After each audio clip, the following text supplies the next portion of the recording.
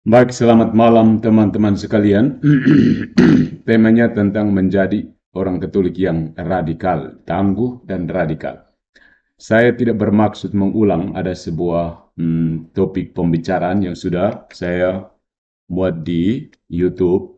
Saya pada kesempatan ini melanjutkan tema tersebut dengan sebuah judul masih berhubungan dengan radikalitas. Radikalitas ya, bukan radikalisme. Radikalisme dalam pengertian kalau sudah ada isme itu pengertiannya sudah jatuh ke arah negatif ya. Jadi ada materialisme, dualisme dan seterusnya. Jadi radikalisme itu juga bukan yang dimaksud. Radikalitas itu penting, dualitas itu penting. Seperti katolisitas, bukan katolisisme. Ya. Nah, pada kesempatan malam hari ini saya akan merefleksikan sebuah tema yang saya beri judul menjalani kehidupan Katolik yang fanatik. Menjalani kehidupan Katolik yang fanatik. Jadi ada radikal, ada tradisional, tapi juga ada aspek lain yang sering dipandang negatif, yaitu fanatik. Selain radikal, yang teman-teman bisa lihat di video saya, juga sudah diperbanyak oleh Pater Pamit di channelnya itu tentang radikalitas orang Katolik. Nah, kali ini saya mengajak kita bagaimana menjalani kehidupan Katolik yang fanatik. Masyarakat sebenarnya sangat membutuhkan umat Katolik yang bersemangat. Ya, mereka yang menempatkan ajaran gereja di atas ideologi sekuler, yang berusaha setiap hari untuk bertumbuh dalam pengetahuan tentang Allah, yang mendasarkan keputusan mereka di sekitar gereja, dan yang mempertahankan sukacita melalui cobaan hidup. Ya, menjalani kehidupan yang fanatik adalah apa yang kita semua dipanggil untuk lakukan. Itu adalah panggilan kita semua. Menjalani kehidupan yang fanatik. Katolik yang fanatik. Ketika kita menerapkan kebenaran gereja dalam kehidupan kita dan berusaha untuk lebih memahami iman setiap hari, kita menempatkan diri kita dalam kelas orang-orang kudus dan martir di surga yang menghidupi kepercayaan mereka dengan kemampuan terbaik mereka, their best potensi, ya, mengerahkan kemampuan terbaik untuk hidup sesuai dengan ajaran gereja. Ya.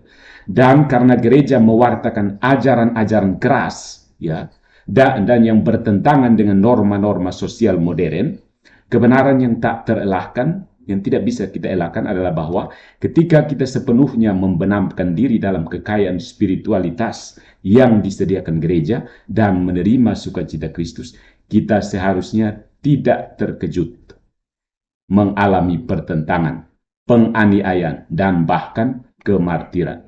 Ya. Ketika kita menghidupi iman kita dengan berani dan merangkul kebenaran yang membuat iman Katolik kita unik, kita menyinari cahaya. Kita seperti cahaya yang bersinar dalam kegelapan biasa-biasa, kegelapan mediocre. Mediocre itu orang yang biasa-biasa ya, tidak panas, tidak dingin, suam-suam kuku. Tetapi biasa-biasa saja dan orang biasa disebut moderasi ya. Moderasi itu tidak panjang, tidak pendek, seperti itu. Tidak jelas sebenarnya. Kata moderasi dalam kehidupan umat beragama di Indonesia sebenarnya mengajak kita untuk jatuh ke dalam relativisme sebenarnya. Memang para ahli linguistik mungkin tidak menyadari hal ini, tapi namanya moderasi berarti kita tidak maju, tidak mundur juga tidak, begitu. Jadi hati-hati, karena itu mengarahkan kita kepada sikap biasa-biasa saja. Menyatakan kepada semua orang bahwa kita semua dipanggil untuk menjalani kehidupan fanatik. Ya. Fanatik. Fanatik dalam artinya yang paling netral. Ya. Apa yang kita semua mau perjuangkan dengan kefanatikan ini? Bukankah ya ajaran-ajaran gereja itulah yang harus kita perjuangkan? Tidak banyak orang yang pergi melakukan sesuatu dengan tujuan biasa-biasa. Oh, saya biasa saja pergi ke sana. Saya biasa. Orang selalu pergi dengan passion, melakukan sesuatu dengan passion. Passion itu artinya hasrat, ya. Punya sesuatu dengan hasrat. Tanpa hasrat dan emosi itu mati. Sebagian besar dari kita secara inheren sebenarnya berusaha untuk menjadi hebat dalam apapun yang kita lakukan. Mau jadi penyanyi yang hebat. Mau jadi ibu rumah tangga yang hebat. Tidak ibu rumah tangga yang mediocre. Tidak menjadi yang biasa-biasa saja. Tidak, kita harus menjadi yang terbaik dari kita. Ya, mengapa kita selalu menjalankan hobi, tugas atau usaha baru kita, tapi kita tidak mau memberikan, mengerahkan segala yang ada pada kita? Pasti tidak kan? Begitu. Setiap orang pasti mau mengerahkan kemampuan terbaiknya untuk menjadi apa saja yang diinginkan. Itu namanya passion. Ya. Begitu juga dengan umat Katolik. Mungkin karena takut menjadi orang buangan atau berbaur dengan masyarakat yang lebih mudah, beberapa orang Katolik memiliki kecenderungan untuk memprivatisasi atau melunakkan iman mereka. Water down. Seperti kopi yang terlalu keras, kita campur air sedikit ya, supaya jangan ini mengganggu orang lain. Tetapi ini tidak hanya menyakiti masyarakat sebenarnya, tetapi juga mencegah kita untuk benar-benar mengalami kedalaman yang telah Allah sediakan bagi kita di dalam gereja. Ya, jadi gereja itu sebenarnya ajaran dari surga ya, jadi memang akan bertentangan sekali dengan dunia. Itu tidak bisa, bukan sesuatu hal. Kita tidak bisa menyesuaikan ajaran surga dan dunia. Dunialah yang harus menyesuaikan dengan surga. Ya. Ada kebutuhan besar bagi umat Katolik yang bersemangat dalam masyarakat modern. Ingat, modernitas itu hasil pemikiran dari René Descartes. Aku berpikir maka aku ada. Penolakan terhadap segala macam otoritas. Dengan pesan-pesan ateisme, ketidaktuhanan, individualisme, keakuan, dan relativisme, ketergantungan. Ya, tergantung kamu begitu. Yang membingungkan, yang menghancurkan pikiran, hati, dan budaya kita, sekaranglah saatnya untuk melangkah dan memimpin jalan kepada Kristus melalui apa yang saya namakan devosi fanatik kepada gerejanya, gereja Kristus. Ingat, gereja Kristus bukan gerejanya Pak A, Pak B, Pak C, bukan gereja Kristus. Setiap orang Katolik menanggung beban untuk mewakili kasih Yesus kepada dunia, bahkan jika kita menghadapi pertentangan, apalagi yang cuma bully-bulian di VT-VT. Ya, apa yang kita harapkan? Tentu saja penganiayaan tidak bisa terelakkan. Yesus Kristus disalib, para murid dipenggal, Petrus disalib dengan kepala terbalik. Lalu sampai giliran kamu mau melarikan diri. Jumat sengsara tidak bisa dilewati kalau mau mengharapkan Minggu Paskah. Tidak bisa, tidak. Tidak bisa dari hari Rabu langsung lompat ke hari Sabtu. Begitu. Supaya langsung dalam kubur dan tunggu kebangkitan. Tidak. Menderita sengsara. Itu semua orang. Hidup kita di dalam Kristus adalah satu-satunya kehidupan yang layak untuk mati. Hidup di dalam Kristus itu artinya layak untuk mati. Ya. Jangan pikir karena Kristus sudah mati, maka kita tidak mati. No. Maria saja yang tidak berdosa, dia mati karena Kristus mati. Begitu. Jadi Maria bukan mati karena dosanya, tapi dia mati karena Kristus sendiri sudah mati. Dia tidak mungkin lebih dari Kristus, tidak bisa mati. Gitu. Di dalam dan bagi Kristus adalah hak istimewa kita untuk menjadi diserang, ditelanjangi, dicambuk, dipenjara, dan menjadi martir. Lihat Kisah Para Rasul bab 16 ayat 22 dan seterusnya. Ya. Dalam kehidupan Kristen, bumi berguncang, penjara berguncang, pintu terbuka, dan rantai dipatahkan. Ya. Artinya orang harus masuk penjara dulu, baru penjaranya terguncang. Tidak bisa dari luar, penjaranya terguncang. Bagaimana? Lihat dari Kisah Para Rasul bab 16 ayat 26 dan seterusnya. Hidup tanpa Kristus begitu membosankan, sehingga hanya mereka yang dibutakan oleh dosa dan mati dalam dosa yang bisa bertahan hidup tanpa Kristus. Tunggu apa lagi? Pilihlah kehidupan. Lihat Ulangan bab 30 ayat 19. Kegembiraan dan kasih. Ya. Satu-satunya kehidupan yang layak untuk kematian adalah kehidupan di dalam Kristus. Kedengaran kontradiktif, bukan? Kita periksa sekali. Dengan kata-kata Yesus sendiri, kita seharusnya mengharapkan pertentangan jika kita memikul salib kita dan mengikuti Kristus dalam kehidupan ini sebagaimana seharusnya. Yesus sendiri dihukum mati karena menyatakan kerajaan Allah.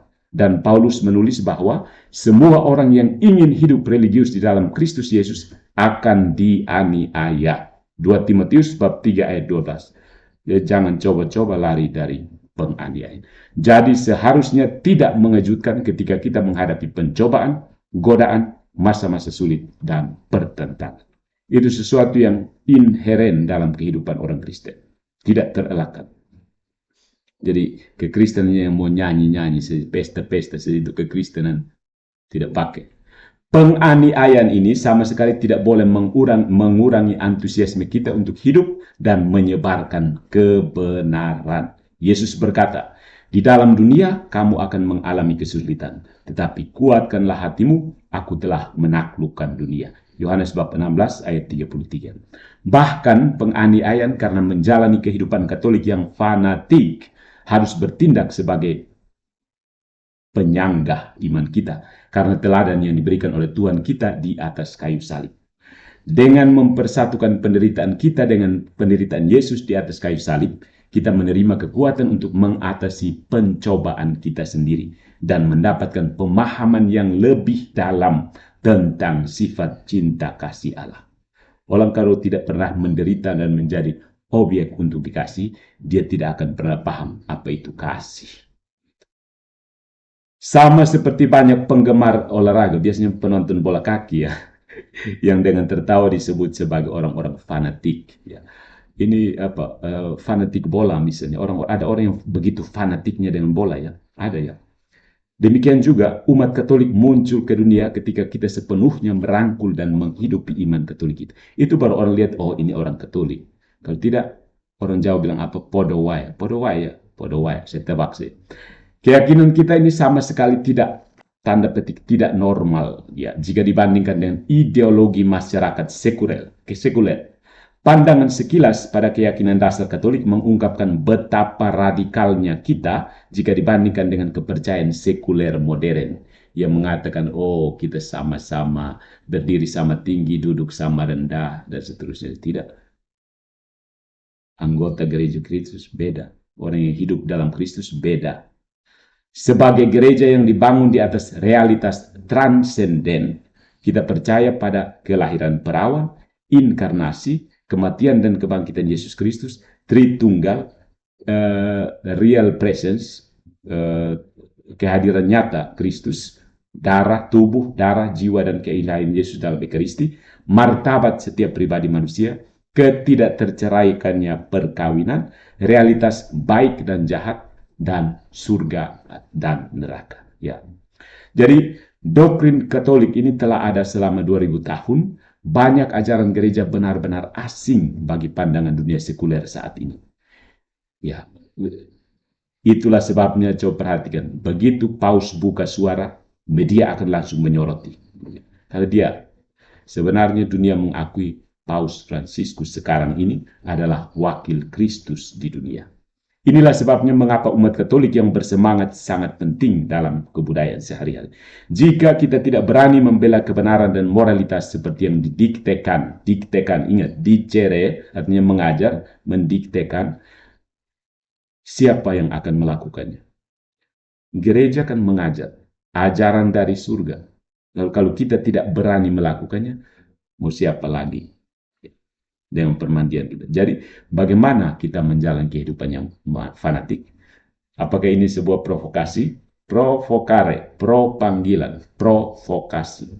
Dalam penolakan kita untuk menyerahkan diri kita sepenuhnya kepada Tuhan, kita menjadikan kekristenan itu sekedar klub, ya, klub permainan game, organisasi atau kegemaran pribadi, begitu.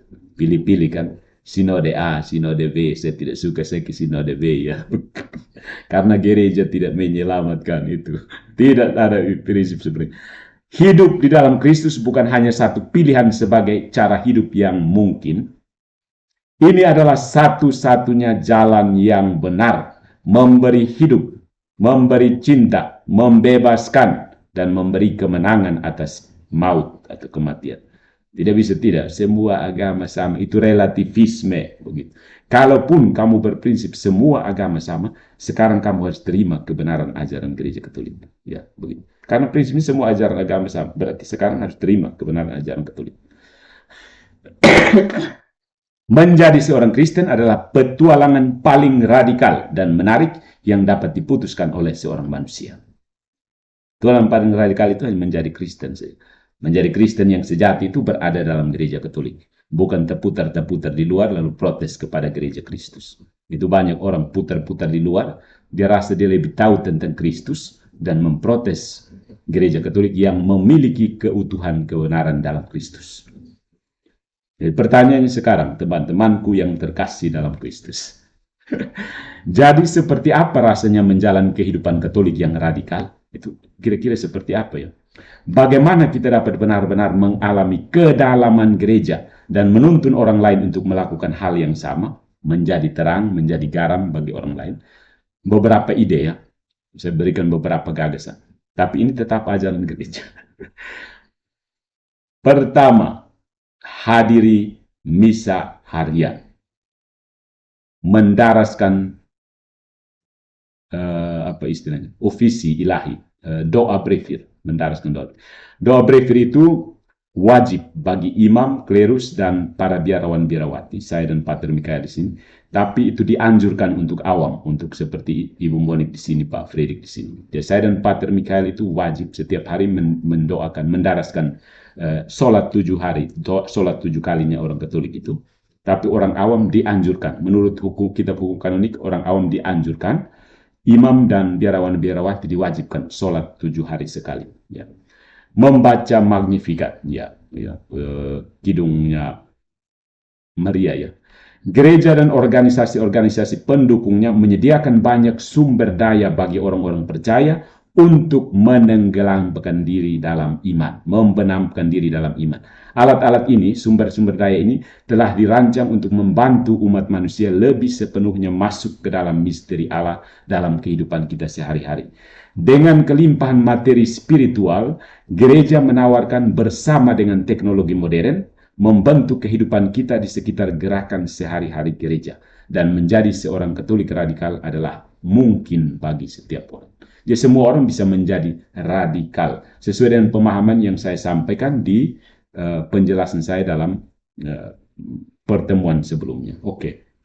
Jadi berusahalah untuk memahami, paham, dan menghidupi atau menghayati iman, aku percaya itu, dari Allah Bapa sampai persekutuan para kudus, kebangkitan badan dan kehidupan kekal. Aku percayakan Allah Bapa. Ingat, gereja Katolik itu bukan hanya percaya Tuhan, tetapi juga percaya gereja, dan seterusnya sampai kehidupan yang kekal. Begitu. Tidak hanya Yesus saja yang penting Yesus. Tidak. Di dalamnya ada, aku percaya akan gereja yang kudus, satu kudus, Katolik, dan apostolik. Begitu. Karena gereja adalah peti harta karun spiritualitas tertinggi. Sumber dayanya hampir terlalu besar untuk diambil sepenuhnya. Dan demikian selalu ada lebih banyak bagi kita untuk belajar. Yang dibutuhkan hanya apa? 3 hal menurut Santo Agustinus. 1, rendah hati. 2, rendah hati. 3, rendah hati. Mau taat atau tidak. Banyak dari kita yang bisa saja melafalkan lagu favorit kita dengan hati, atau mengoceh tentang ya, secara apa, memuji-muji artis favorit kita. Tetapi apakah kita cukup membenamkan diri di gereja untuk menjadi ahli? Maksudnya untuk tahu banyak tentang ajaran, memahami dan menghayatinya, atau kita menggantungkan diri pada orang lain? Ya. Secara umum, oke-oke lah dianggap menjadi fanatik untuk tim olahraga tertentu atau untuk hobi tertentu. Tetapi banyak orang sepertinya tidak menerima kalau menjadi Katolik fanatik ya. Karena fanatik secara otomatis dipandang sebagai rendahan. Antara sangat rendah, dianggap remeh. Orang yang fanatik itu diremehkan. Atau dianggap ekstremis, dianggap perusak, begitu, intoleran. Tetapi untuk sepenuhnya mengalami iman gereja, terus-menerus memberi makan jiwa kita dan bertumbuh dalam pengetahuan tentang ajaran gereja itu harus menjadi gaya hidup kita. Ya. Belajar terus, jatuh bangun, jatuh bangun, jatuh bangun. Ya. Dasarkan semua keputusan politik, moral, rohani, dan pribadi seputar ajaran-ajaran gereja. Ingat, misalnya kontrasepsi, aborsi, perceraian. Coba cari tahu apa sikap gereja terhadap hal-hal seperti itu. Yang satu ini sulit ya bagi sebagian karena sebagai pilar kebenaran yang tidak berubah, gereja secara konsisten membela apa yang terbaik bagi kita dan kekekalan kita, immortality, our immortality. Jadi tidak bisa zaman seperti ini kita harus menyesuaikan dengan zaman. Tidak, immortalitas itu dari kekal sampai kekal. Begitu. Tidak bisa, oh nanti zaman berubah kita ikut gaya zaman berubah kita ikut lagi. Tidak ada seperti itu. Ya. Gereja secara konsisten membela apa yang terbaik bagi, the best for us dan for our eternity, untuk kekekalan kita, bukan apa yang populer pada saat-saat tertentu. Jadi kalau sekarang zamannya seperti ini, kita seperti ini, zamannya seperti ini, kita seperti ini, zamannya seperti ini, seperti ini. Tidak ada, itu tanda tidak ada kekekalan. Seringkali ini berbeda dari kepercayaan modernnya, orang modern. Tetapi jika kita benar-benar percaya bahwa Yesus mendirikan gereja dan bahwa Roh Kudus terus membimbing gereja sepanjang sejarah, bagaimana mungkin kita bisa membenarkan penyimpangan dari ajaran-ajarannya? Biasanya seputar isu-isu politik dan moral. Moral terutama. Moral. Moral. Terlalu sering terdapat Katolik kafetaria. Katolik yang pilih-pilih menu. Mau makan apa? Es jeruk atau es hangat? Tidak ada. Memilih ajaran gereja mana yang akan dipatuhi dan membuang sisanya. Ya. Seperti pemungutan suara. Ya. Contoh dari kasus Amerika, ya, di senatnya itu ada pemungutan suara tentang bagaimana menerima atau menolak aborsi. Jadi orang sudah pakai jajak pendapat untuk terima atau tolak aborsi. Ini bahaya kan? Bahaya bagi manusia. Ya. Jika kita benar-benar ingin menjalani kehidupan Katolik yang taat, ajaran gereja harus mempengaruhi setiap pilihan yang kita buat sepanjang hidup kita. Tidak peduli seberapa kontroversialnya. Jadi jangan pikirkan, nanti kalau kita kumpul di sini itu lupakan gereja. Nanti hari Minggu baru kita ke gereja. Bukan. Jadi orang Katolik tidak seperti itu. Jadi Katolik sepanjang hidup, bukan Katolik selama hari Minggu. Hari Senin sampai Sabtu kita jadi orang modern. Begitu. Jadi Tuhan menjanjikan kehidupan yang penuh. Ut vitam abundantiam. Itu moto unika ya kalau ada. Ut vitam abundantiam. Semoga mereka memiliki kehidupan yang berlimpah. Bagi yang sepenuhnya merangkul jalannya, salib dan semuanya. Dan dengan keabadian tergantung pada keseimbangan. Mengapa kita ingin mengurangi ajaran revolusioner gereja Katolik yang berdasarkan pandangan orang modern itu aneh, eksotis, mengejutkan, dan luar biasa dibanding semua jalan agama lain. Itu jelas. Eksotis, aneh, mengejutkan, dan luar biasa. Sehingga orang begitu berpatokan pada gereja, ini Farisi, ini orang rasa diri paling suci, ini pemilik surga, ini apa lagi, ini dan seterusnya, fanatik, ini pemecah belah, intoleran, dan seterusnya. Padahal dia tidak tahu apa yang dimaksud Kristus, menjadi Kristen yang radikal. Jadi menjalani kehidupan Katolik yang saleh adalah apa yang harus kita lakukan. Ketika kita memeluk ajaran gereja yang teguh, kita mengalami kepenuhan hidup ini. Ut vitam abundantiam. Sukacita kita menjadi lengkap. Yohanes bab 15 ayat 11. Dan kita kemudian menjadi terang bagi orang lain, menuntun mereka pada harapan di dalam Kristus. Nemo dat quod non habet. Tidak ada seorang pun yang bisa memberi kalau dia tidak punya sesuatu. Tong kosong nyaring bunyinya. Begitu. Seberapa salah kita? Pertanyaan terakhir, kalau wifi saya tidak cukup baik, silakan kirim gift supaya saya ganti ini provider saya. Jangan takut dalam perjalanan ini untuk mempercayakan dirimu kepada Kristus. Anda mencintai dunia tentu saja, dan itu baik karena dunia diciptakan untuk manusia, yes. Namun pada titik tertentu dalam kehidupan perlu untuk membuat pilihan radikal tanpa menyangkal apapun yang merupakan ekspresi keindahan Tuhan atau talenta yang diterima darinya. Kita harus dapat berpihak pada Kristus untuk bersaksi di hadapan semua orang tentang kasih Tuhan.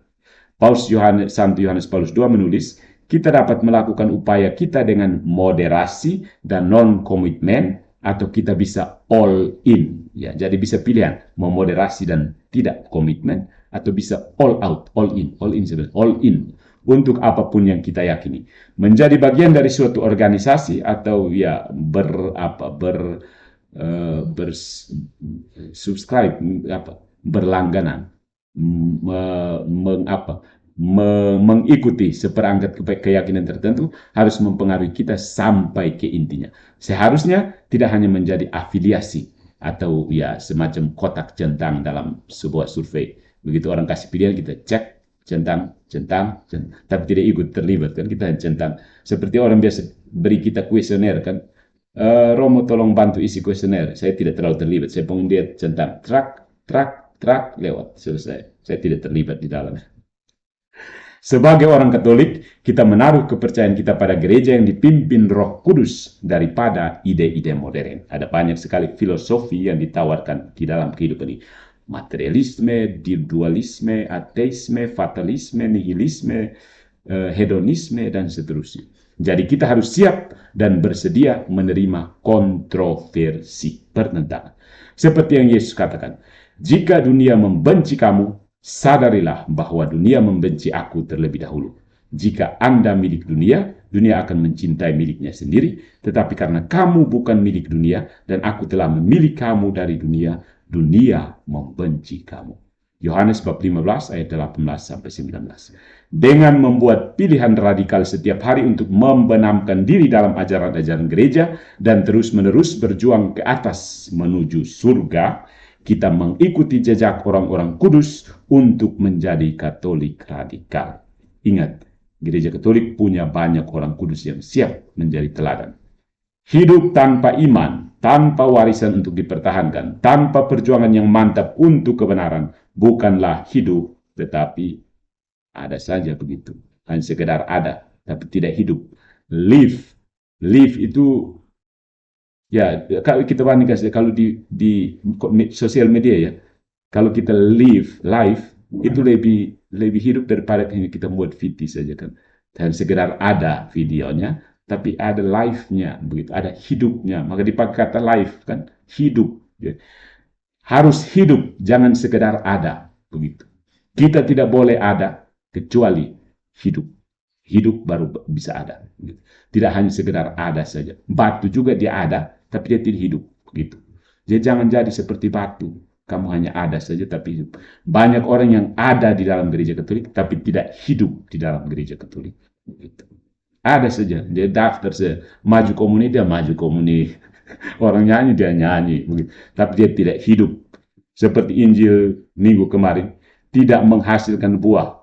Orang-orang seperti itu harus dipangkas. Anatema. Begitu. Orang-orang Katolik yang pola pikirnya Protestantisme, menganut Protestantisme, itu harus dipangkas. Kita tidak boleh ada kecuali kita hanya boleh ada jika dan hanya jika kita hidup. Begitu. Menurut ini ungkapan menurut Beato Pier Giorgio Frassati, orang Italia. Ya, sekian dari saya tentang menjadi Katolik yang menjalani kehidupan Katolik yang fanatik. Intinya seperti ini. Selalu mendasarkan keputusan-keputusan pribadi, keputusan-keputusan politis, keputusan-keputusan moral pada ajaran-ajaran gereja. Itu ajaran dari surga yang jelas akan bertentangan dengan ajaran duniawi, yaitu filosofi-filosofi yang muncul sekarang ini. Apalagi di era yang namanya pasca kebenaran atau post-truth, masing-masing orang menawarkan kebenaran versinya. Maka tetap bertahan menjadi orang Katolik yang radikal. Berakar kuat, akar tunggal, jangan akar serabut. Akar tunggal sehingga orang goyang juga, kamu santai. Santai. Terima kasih semua, selamat malam, Tuhan memberkati kita semua.